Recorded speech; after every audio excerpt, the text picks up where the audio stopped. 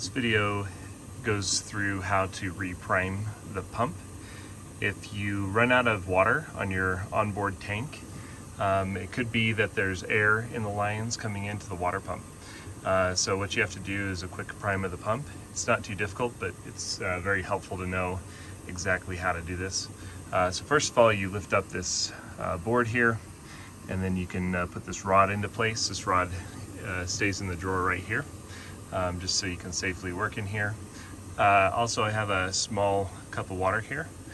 Usually there's enough water in the lines to just get a little bit of water. That's all you need for this. So the filter's right before the pump is facing down. So in order to reprime this, I need to turn this over so it's vertical like that.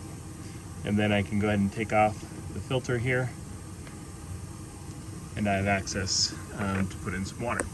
So before I do this, I want to turn the water pump off.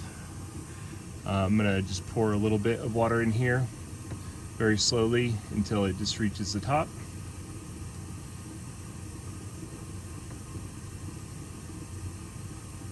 Okay, so I can see that the water is staying there in the top. Now I'm going to run the water pump really quickly. So just for a moment, so that water goes away. And then we'll do it one more time. So the second time, I mean, you could do this a couple of times, but usually I just do it twice. I'm going to give it enough water so it stays in there, and then I'll put the cap back on and then turn this all the way back around. You can feel it kind of gets tight right there.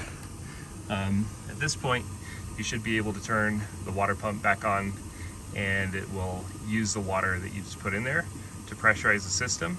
You may need to run the water features such as the sink and the shower just for a moment. It'll spurt out some air first, and then it should run water in the lines. So that's how you reprime the pump.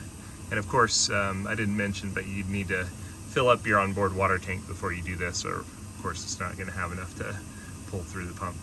Sometimes I'll just look down here, and if you shine a flashlight on the side, this is the water tank here, you can see how much water is on your onboard tank.